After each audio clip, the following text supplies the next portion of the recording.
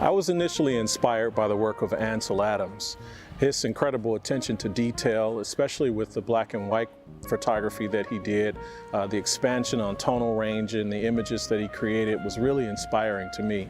Of course, living in an urban area, I don't have the wilderness and mountains to photograph, and so I try to apply some of those principles from his incredible work in a city environment.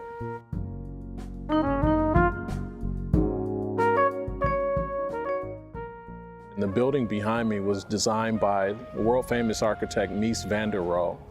Detroit has an incredible history of architecture with gentlemen like Albert Kahn and many others who designed such iconic buildings here in Detroit that have been replicated around the world and have inspired many other works. And so I've tried to capture some of that work right here in Detroit. I prefer black and white photography because color photography is so pervasive, obviously, in the world today. And there are so many images that can be lost as a result of distractions due to color. So I like to eliminate those distractions and really focus on the quality of the composition, the tonal range, and the subject matter within the frame. And black and white allows me to do that. So I've had a wonderful time photographing my architecture series, but one of the natural limitations of photographing on a tripod is that my perspective is limited. And so I was really excited to have the opportunity to use drones and introduce aerial photography to really take a different perspective on some of these iconic buildings around the city. I try to do a little bit of research before I go out and shoot a drone image. In particular, I'll take, say, Google Maps and look at an overhead view of the city and kind of scroll around different neighborhoods and look for structures and areas that I think might be interesting. And then I try to think of the time of day that it might make sense to go where the light is best so that I can get the composition that I think I may want. But quite frequently I do find a surprise in the layout of a composition that I had no idea was there before I started. So it's quite interesting to discover new things as I shoot vertically with the drone.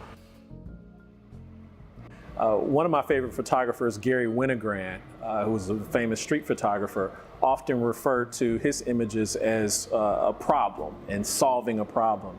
And I think that that's even more relevant today when there are so many photographers shooting the same things that it certainly is a challenge to look for a composition, to look for an image that perhaps hasn't been done 100 times before and that hasn't been sort of worn down and desensitize viewers to it. So I do think of my photography and compositions that I look for as a problem, as a challenge. How do I look at this in a new way and maybe present it in a certain way that's more interesting than I have in the past?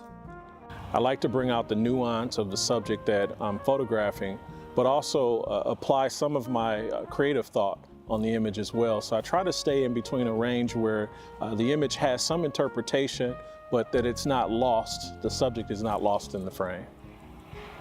So I love drone photography, I love architecture photography, but street photography is a completely different challenge.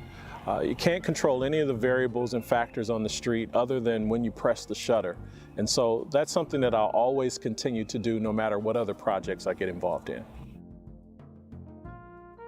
I do think that my photography has been influenced by some of my technical training over the years.